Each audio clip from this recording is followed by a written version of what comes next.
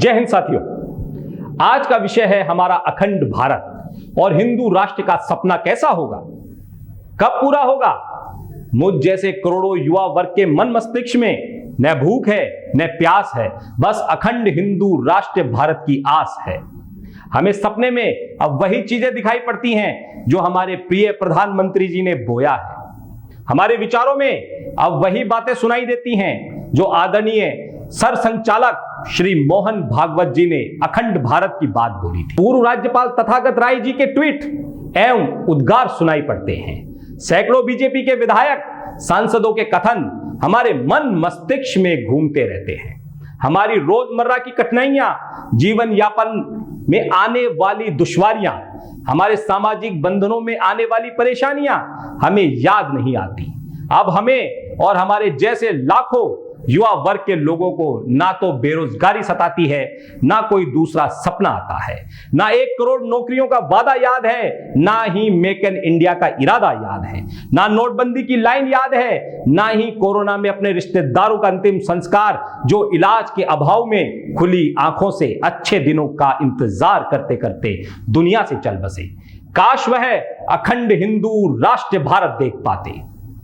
हमारे चेतन मस्तिष्क में, अवचेतन मस्तिष्क में अखंड हिंदू राष्ट्र भारत के अलावा कुछ है ही नहीं। हमारे चेतन मस्तिष्क में कुछ उत्सुकता है, कुछ दुविधा है। उस उत्सुकता की जानकारी चाहता हूं, अपनी दुविधा को दूर करना चाहता हूं। और मैं ही नहीं, हिंदुस्तान के अलावा पूरे संसार के हिंदू भी जानना चाहते हैं कि हमारे भविष्य का अखंड हिंदू राष्ट्र का स्वरूप क्या होगा, इसका भूगोल क्या होगा, इसकी केमिस्ट्री क्या होगी, उसका गणित क्या होगा। हम बनने की समय अवधि नहीं पूछेंगे, क्योंकि पहले भाजपा की विपक्षी पार्टी यह पूछा करती थी या भाजपा पर ताना मारती थी कि मंदिर वहीं बनाएंगे पर तारीख नहीं बताएंगे, क्योंकि अब तो आदरणीय मोहन भागवत जी ने पहले ही बता दिया 15 वर्ष में अखंड भारत बन जाएगा। तारीख तो हमें पता है, जो प्रश्न है वह हमें इस परेशानी में डाल देता है, क्योंकि अखंड भारत बनाने में कोई परेशानी नहीं है अगर बात सिर्फ अखंड भारत की हो तो। दूसरा प्रश्न है हिंदू राष्ट्र बनाने का, उसमें भी परेशानी नहीं है, हिंदू राष्ट्र भी संभव है।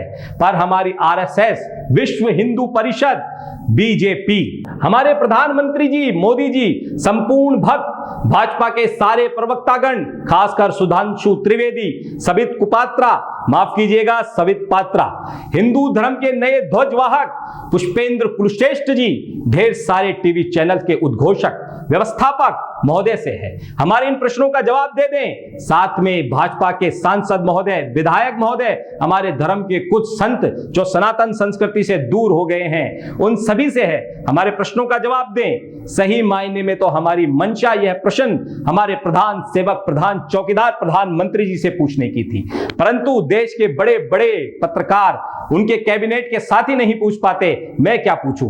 मैं कोई अक्षय कुमार, रजत शर्मा, करोड़ी फाइल्स वाला कातिल तो हूं नहीं कि मेरे प्रश्नों का जवाब प्रधानमंत्री जी देंगे। हमारे प्रश्न जो हैं उसमें से कुछ प्रश्न आपके सामने रख रहा हूं।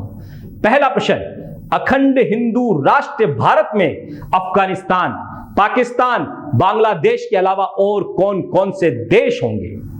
प्रश्न नंबर 2, अगर अखंड हिंदू राष्ट्र भारत में अफगानिस्तान, पाकिस्तान, बांग्लादेश होंगे तो वहां के मुसलमानों को अहिंसा से हिंदू राष्ट्र में शामिल करेंगे या लाठी मारकर, जैसा कि मोहन भागवत जी ने हिंदू राष्ट्र बनाने के लिए हाथ में लाठी रखने की बात कही।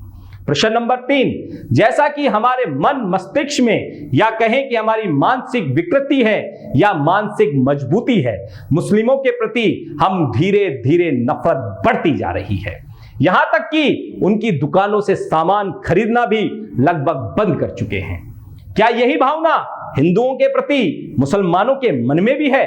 प्रश्न नंबर 4, अखंड हिंदू राष्ट्र भारत के आर्थिक स्थिति और उज्जवल भविष्य की बात नहीं करूंगा, अभी रोड मैप भी नहीं पूछूंगा। मैं सिर्फ यह पूछना चाहता हूं कि जब हमारे मन में मुसलमानों के प्रति इतनी नफरत है, उनके मन में तो सदियों से थी। जैसा कि हमारे साधु संत बताते हैं, वह हमसे ज्यादा क्रूर बताए जाते हैं। तो जब अखंड हिंदू राष्ट्र भारत होगा तो क्या उनमें दंगा फसाद होगा? उसमें कितने लोगों के मरने की आशंका है? कितने हिंदू मरेंगे, कितने मुसलमान मरेंगे? इसका अखंड हिंदू राष्ट्र भारत बनाने वालों ने आकलन किया है क्या? क्या वह संख्या बताएंगे? प्रश्न नंबर 5, क्या उन्हें हाथ में डंडा लेकर अहिंसा से अफगानिस्तान, पाकिस्तान, बांग्लादेश के मुसलमानों को हिंदू राष्ट्र में शामिल होने के लिए मना लिया जाएगा?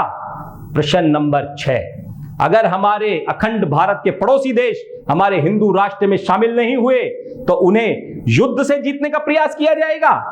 प्रश्न नंबर 7, अखंड हिंदू राष्ट्र में बौद्ध मंदिर, गिरजाघर, गुरुद्वारा, जैन मंदिर, मस्जिद होंगे और उनमें अपने धर्म के रीति रिवाज से पूजा करने की छूट होगी या फिर औरंगजेब की तरह जजिया कर लगाया जाएगा?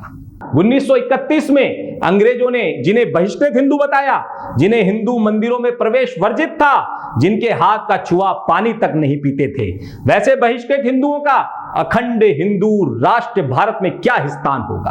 प्रश्न नंबर 9, आज भारतीय जनता पार्टी के विद्वान प्रवक्ता श्री 108 गौरव भाटिया जी ने पाकिस्तान को आतंकिस्तान बताया है, जहां दाने दाने पर मोहताज लोग हैं।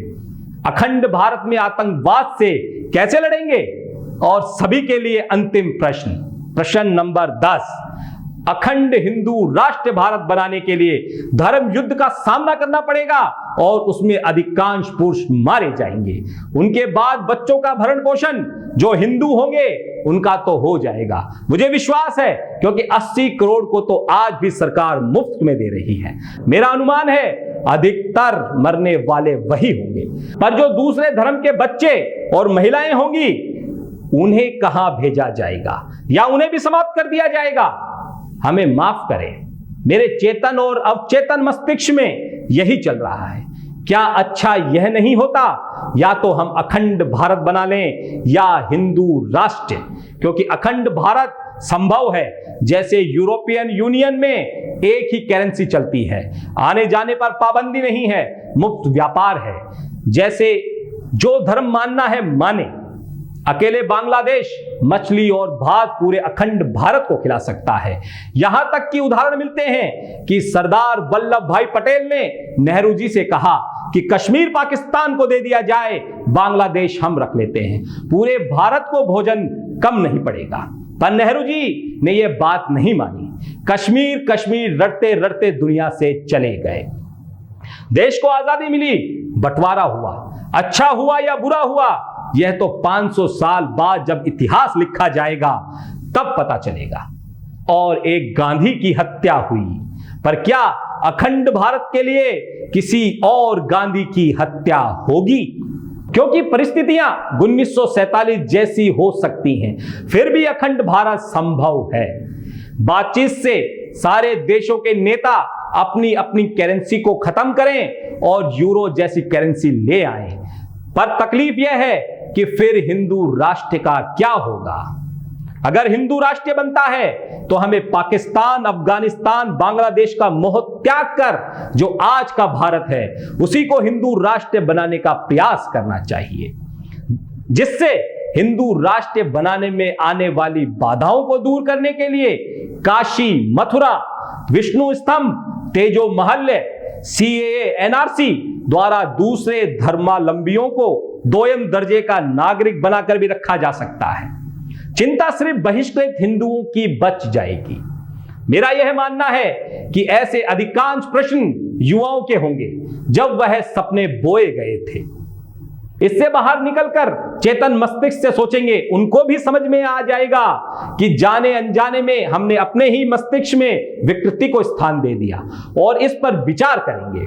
अंत में अखंड हिंदू राष्ट्र भारत के प्रवक्ताओं से भी कह सकता हूं, निवेदन करता हूं या उन्हें ललकारता हूं, हमारी दुविधाएं, हमारी उत्सुकता का हमारे प्रश्नों का जवाब दे या मुझ जैसे लोगों से बहस कर लें यह बहस मर्यादा पुरुषोत्तम राम के निर्माणाधीन प्रांगण में भी हो सकती है, काशी कॉरिडोर में भी हो सकती है, ताजमहल के बगीचे में भी हो सकती है, प्रधानमंत्री जी के द्वारा बनाई गई स्मार्ट सिटी में भी हो सकती है, प्रधानमंत्री जी के पसंदीदा टीवी चैनल पर भी हो सकती है, सेंट्रल विस्टा में या मोदी जी के बनाए गए बुलेट ट्रेन में भी हो सकती है, उन पीएसयूज में भी हो सकती है जिन्हें पंडित नेहरू से लेकर मनमोहन सिंह तक रहे प्रधानमंत्रियों ने बनाया, या जिन पीयूसीज को मोदी जी ने बेच दिया उनमें भी हो सकती है, या उन पीयूसीज में हो सकती है जिन्हें मोदी जी ने बनवाया है, अगर कोई बनवाया है तो, अन्यथा जयपुर के अल्बर्ट हॉल में भी हो सकती है। मैं इंतजार करूंगा कि आप कमेंट्स बॉक्स में इसका समय और स्थान दोनों बताएं और मैं और प्रश्नों के साथ तैयार रहूंगा। और अंत में कहना चाहूंगा कि मेरे कथन से किसी की भावनाएं आहत हुई हो या किसी के सपने टूटे हो तो मुझे माफ कीजिए। जय हिंद।